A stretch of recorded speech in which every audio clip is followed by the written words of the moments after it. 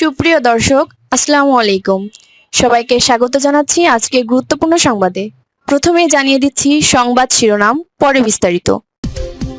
জানিয়ে দেব এই মুহূর্তে হাতে পাওয়া সর্বশেষ গুরুত্বপূর্ণ আপডেট আন্তর্জাতিক সংবাদ। শুরুতেই থাকছে সংকটে যুক্তরাষ্ট্রের ইরান কৌশল, যুদ্ধ থেকে বের হবার পথ পাচ্ছেন না ডোনাল্ড ট্রাম্প। ইরানের বিরুদ্ধে যুক্তরাষ্ট্রের যুদ্ধ 6 মাসে গড়ানোর পর প্রেসিডেন্ট ডোনাল্ড ট্রাম্প ক্রমেই কঠিন রাজনৈতিক এবং কূটনৈতিক সংকটে পড়েছেন। একদিকে ইরান এবং ওমানের মধ্যে আলোচনা এগিয়ে চলা একটি অন্তর্বর্তী সমঝোতা, অন্যদিকে নতুন করে সামরিক হামলার হুমকি, এই দুই পথের যেকোনো একটিকে বেছে নেবার চাপের মুখে পড়েছেন তিনি। এবারে জানাবো ইয়েমেনে বড় সামরিক অভিযানের ঘোষণা হুতিদের। ইয়েমেনে বড় পরিসরে গুণগত সামরিক অভিযান চালানোর ঘোষণা দিয়েছে হুতি গোষ্ঠী। তবে এ অভিযানের বিস্তারিত সম্পর্কে তাৎক্ষণিক কোনো তথ্য জানানো হয়নি। জানাবো ইরান যুদ্ধে উত্তেজনা বৃদ্ধির ফাঁদে আটকে পড়েছেন ডোনাল্ড ট্রাম্প। যুক্তরাষ্ট্রের প্রেসিডেন্ট ডোনাল্ড ট্রাম্প ইরানকে ঘিরে এমন এক উত্তেজনা বৃদ্ধির ফাঁদে আটকা পড়েছেন যেখান থেকে বের হবার পথ অত্যন্ত সীমিত। আল জাজিরাকে দেওয়া সাক্ষাৎকারে এমন মন্তব্য করেছেন ইউনিভার্সিটি অব শিকাগোর অধ্যাপক রবার্ট পেপ। এবারে থাকছে 3 দিনের সফরে সৌদি আরবে পাকিস্তানের প্রধানমন্ত্রী। পাকিস্তানের প্রধানমন্ত্রী শেহবাজ শরীফ 3 দিনের সরকারি সফরে সৌদি আরবের উদ্দেশ্যে রওনা হয়েছেন। বৃহস্পতিবার শুরু হওয়া এই সফরে দেশটির সেনাপ্রধান chief of defence forces field marshal Asim মুনিরও তার সঙ্গে রয়েছেন। এবারে থাকছে বিবিসির প্রতিবেদন, হাসিনার একগুঁয়েমিতে বিরক্ত ভারতের কর্মকর্তারা। হাসিনার একগুঁয়েমিতে বিরক্ত হয়ে পড়েছেন ভারতের কর্মকর্তারা। 24-এর ছাত্র জনতার গণঅভ্যুত্থানে হাসিনা দিল্লিতে পৌঁছানোর পর থেকেই প্রত্যাশা ছিল বাংলাদেশের রাজনীতিতে আওয়ামী লীগের পুনর্বাসনে ভারত তাকে সহায়তা করবে। আওয়ামী লীগের সঙ্গে রাষ্ট্রীয় স্তরে ভারতের সম্পর্ক ঐতিহাসিক, ফলে তাতে ভারতে যে খুব বেশি একটা নিমরাজি ছিল সেটাও নয়। এবং সর্বশেষ জানাবো টেলিগ্রাফের প্রতিবেদন, কূটনৈতিক জয় পেল তেহরান, হরমুজের চুক্তি তার প্রমাণ। ডিম ফুটার আগেই যতগুলো ডিম আছে ততগুলো মুরগি হবে ধরে নেওয়া যেমন ঠিক নয়, তেমনি কোনো কূটনৈতিক চুক্তি স্বাক্ষরিত হবার আগেই তা নিশ্চিত ধরে নেওয়া বুদ্ধিমানের কাজ নয়। তবে সাম্প্রতিক সময়ে মাস্কাট, তেহরান এবং ওয়াশিংটন থেকে বেরিয়ে আসা বিভিন্ন তথ্য ও গুঞ্জন একই দিকে ইঙ্গিত করছে। তা হল কৌশলগতভাবে অত্যন্ত গুরুত্বপূর্ণ হরমুজ প্রণালী পুনরায় খুলে দেবার বিষয়ে ইরান এবং ওমানের মধ্যে একটি চুক্তি এখন চূড়ান্ত পর্যায়ে পৌঁছেছে। এতক্ষণ শুনছিলেন সংবাদ শিরোনাম, এবার থাকছে পুরো সংবাদ।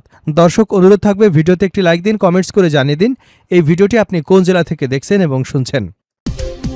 সংকটে যুক্তরাষ্ট্রের ইরান কৌশল, যুদ্ধ থেকে বের হবার পথ পাচ্ছে না ডোনাল্ড ট্রাম্প। ইরানের বিরুদ্ধে যুক্তরাষ্ট্রের যুদ্ধ 6 মাসে গড়ানোর পর প্রেসিডেন্ট ডোনাল্ড ট্রাম্প ক্রমেই কঠিন রাজনৈতিক এবং কূটনৈতিক সংকটে পড়েছেন। একদিকে ইরান ও ওমানের মধ্যে আলোচনা এগিয়ে চলা একটি অন্তর্বর্তী সমঝোতা, অন্যদিকে নতুন করে সামরিক হামলার হুমকি, এই দুই পথের যেকোনো একটি বেছে নেওয়ার চাপে রয়েছেন তিনি। বিশ্লেষকদের মতে ট্রাম্পের সামনে থাকা দুটি পথই ঝুঁকিপূর্ণ, কারণ তিনি শুরুতে দাবি করেছিলেন যুদ্ধ কয়েক সপ্তাহের মধ্যেই শেষ হবে। কিন্তু 6 মাস পেরিয়ে গেলেও সংঘাতের কোনো স্থায়ী সমাধান দেখা যাচ্ছে না। রয়টার্সের এক প্রতিবেদনে বলা হয়েছে, ইরান ও ওমানের মধ্যে আলোচনায় থাকা সম্ভাব্য সমঝোতা কার্যকর হলে হরমুজ প্রণালী দিয়ে চলাচলকারী জাহাজের উপর ইরানের একটি নির্দিষ্ট মাত্রার নিয়ন্ত্রণ প্রতিষ্ঠিত হতে পারে। যুদ্ধ শুরুর আগে যে ধরনের নিয়ন্ত্রণ তেহরানের হাতে ছিল না, সেই সুযোগও এবার তারা পেতে পারে। বিশ্লেষকদের মতে এমন সমঝোতা হলে এটি হবে যুক্তরাষ্ট্র ও ইসরায়েলের গত 28শে ফেব্রুয়ারি হামলার পর ইরানের সবচেয়ে বড় কূটনৈতিক অর্জন। একই সঙ্গে এটি ট্রাম্প প্রশাসনের দীর্ঘদিনের অবস্থানেরও বিপরীত হবে, কারণ ওয়াশিংটন শুরু থেকেই হরমুজ প্রণালীকে আন্তর্জাতিক জলপথ হিসেবে উন্মুক্ত রাখার কথা বলে এসেছে। অন্যদিকে ট্রাম্প যদি নতুন করে ব্যাপক বিমান হামলার সিদ্ধান্ত নেন, তবে তা যুক্তরাষ্ট্রের আসন্ন অন্তর্বর্তী নির্বাচনের আগে বড় রাজনৈতিক ঝুঁকি তৈরি করতে পারে। আগের হামলায় ইরানকে নতি স্বীকার করানো সম্ভব হয়নি, ফলে নতুন হামলাতেও কাঙ্ক্ষিত ফল মিলবে না, এমনটাই জানা যাচ্ছে। আরেকটি বিকল্প হল বর্তমান পরিস্থিতি বজায় রাখা। সেক্ষেত্রে ইরানের বন্দর অবরোধ অব্যাহত থাকবে, নৌপথে হামলার জবাবে যুক্তরাষ্ট্র সীমিত পাল্টা হামলার ব্যবস্থা নেবে। তবে বিশ্লেষকদের মতে এ পথেও ট্রাম্প সম্মানজনকভাবে যুদ্ধ থেকে বের হবার সুযোগ পাবে না। যুক্তরাষ্ট্রের সাবেক মধ্যপ্রাচ্য বিষয়ক আলোচক অ্যারন ডেভিড মিলার বলেন, ট্রাম্পের সামনে এখন সবই খারাপ বিকল্প। তবে তিনি হয়তো বুঝতে শুরু করেছেন যে এই যুদ্ধ অনির্দিষ্টকাল চালিয়ে যাওয়া সম্ভব নয়, কেননা কোনো সমাধানে পৌঁছতে হবে, আর এটি হরমুজ প্রণালীতে ইরানের নতুন বাস্তবতাকে মেনে নেওয়ার দিকেও যেতে পারে। রয়টার্সের প্রশ্নের জবাবে নাম প্রকাশে অনিচ্ছুক এক মার্কিন কর্মকর্তা বলেন, যে কোনো অস্থায়ী নৌপথই হবে বাধাহীন এবং কোনো পক্ষের নিয়ন্ত্রণ থাকবে না। এদিকে মার্কিন পররাষ্ট্রমন্ত্রী মার্কো রুবিরো আবারও বলেছেন, হরমুজ প্রণালী অবশ্যই আন্তর্জাতিক জলপথ হিসেবে উন্মুক্ত থাকতে হবে, যেখানে ইরানের নিয়ন্ত্রণ, টোল বা কোনো ধরনের ফি গ্রহণের সুযোগ থাকা উচিত নয়। তবে বিশ্লেষকদের মতে অতীতেও ট্রাম্প রুবিরোর বক্তব্যের সঙ্গে ভিন্ন অবস্থান নিয়েছেন। প্রয়োজনে আবারও তিনি সেই পথেই হাঁটতে পারেন।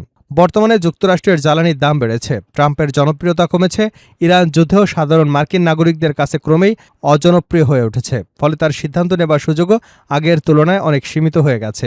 যুদ্ধ দীর্ঘায়িত হবার পরও ট্রাম্পের কঠোর অবস্থান ইরানকে বড় ধরনের ছাড় দিতে বাধ্য করেনি, বরং এখন পরিস্থিতি এমন পর্যায়ে পৌঁছেছে যে শেষ পর্যন্ত বড় ধরনের সমঝোতা করতেই হতে পারে ট্রাম্পকে। বিশ্লেষকদের মতে হরমুজ প্রণালী আবারও পুরোপুরি চালু করা হলে তবেই যুক্তরাষ্ট্র এবং ইরানের মধ্যে পরমাণু কর্মসূচি নিয়ে নতুন করে আলোচনা শুরুর পরিবেশ তৈরি হতে পারে। তবে ইরান এবং ওমান যে সমঝোতার দিকে এগিয়ে যাচ্ছে তা যুক্তরাষ্ট্র শেষ পর্যন্ত মেনে নেবে কিনা সেটি এখন বড় প্রশ্ন। রয়টার্স ইরানের একটি জ্যেষ্ঠ সূত্র এবং মধ্যপ্রাচ্যের 2 কর্মকর্তা জানিয়েছেন, আলোচনায় থাকা প্রস্তাব অনুযায়ী উপসাগরীয় প্রবেশকারী জাহাজের উপর ইরানের কিছু নিয়ন্ত্রণ থাকবে। যদিও ট্রাম্প বলেছেন প্রণালী খুলে দেবার বিষয়ে চুক্তি খুব কাছাকাছি, তবে ইরানের কর্মকর্তারা জানিয়েছেন কয়েকটি গুরুত্বপূর্ণ বিষয় এখনও আলোচনা বাকি আছে।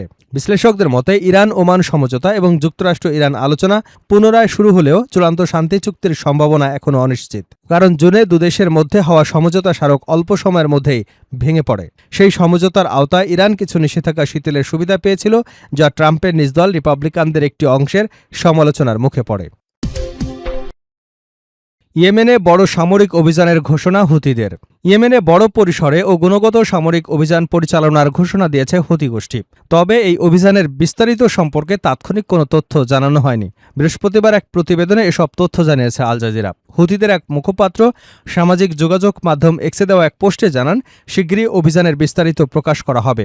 এর আগে ইয়েমেনের মারিব গভর্নমেন্টের আল থানিয়া জরুরি বাহিনী ক্যাম্পে হুতিরা ব্যালিস্টিক ক্ষেপণাস্ত্র এবং বিস্ফোরক বোঝাই ড্রোন ব্যবহার করে হামলা চালিয়েছে বলে আল মাজদার জানিয়েছে। প্রতিবেদনে বলা হয়, বৃহস্পতিবার সকাল থেকে দুপুর পর্যন্ত চালানো হামলায় সেনাদের ব্যারাক, অস্ত্রাগার এবং গোলাবারুদের গুদাম লক্ষ্যবস্তু করা হয়েছে। এ হামলায় হতাহতের খবর পাওয়া গেলেও তাৎক্ষণিকভাবে স্বাধীনভাবে তা যাচাই করা সম্ভব হয়নি। ইরান যুদ্ধে উত্তেজনা বৃদ্ধির ফাঁদে আটকে গেছেন ডোনাল্ড ট্রাম্প। যুক্তরাষ্ট্রের প্রেসিডেন্ট ডোনাল্ড ট্রাম্প ইরানকে ঘিরে এমন এক উত্তেজনা বৃদ্ধির ফাঁদে আটকা পড়েছেন যেখান থেকে বের হবার পথ অত্যন্ত সীমিত। আল জাজিরাকে দেওয়া সাক্ষাৎকারে এমন মন্তব্য করেছেন ইউনিভার্সিটি অব শিকাগোর অধ্যাপক রবার্ট পেপ। তিনি বলেন, যুক্তরাষ্ট্রের বিমান ও নৌহামলা কৌশলগতভাবে কিছু তাৎক্ষণিক সাফল্য অর্জন করলেও তা দেশের দীর্ঘমেয়াদী কোনো লক্ষ্য পূরণ করতে পারেনি। তার দাবি, এই সংঘাতের পর ইরান আগের তুলনায় আরও বেশি শক্তিশালী হয়ে উঠেছে। পেপের মতে ট্রাম্পের সামনে এখন 2টি পথ খোলা রয়েছে, হয় ইরানের ক্রমবর্ধমান আঞ্চলিক প্রভাব মেনে নেওয়া, নয়তো সংঘাতকে আরও তীব্র করা। এর বাইরে তৃতীয় কোনো বিকল্প নেই বলে মনে করেন তিনি। পেপ সতর্ক করে বলেন, কেবল বিমান এবং নৌশক্তির উপর নির্ভর করবার সীমাবদ্ধতা ইতিমধ্যেই স্পষ্ট হয়ে উঠেছে। ফলে পরিস্থিতি এমন পর্যায়ে পৌঁছতে পারে যেখানে ট্রাম্প স্থল অভিযানের দিকে যেতে বাধ্য হতে পারেন। পেপের ধারণা, আসন্ন মধ্যবর্তী নির্বাচনকে সামনে রেখে প্রতীকী কোনো সামরিক বিজয় অর্জনের প্রচেষ্টা চালাতে পারেন ডোনাল্ড ট্রাম্প।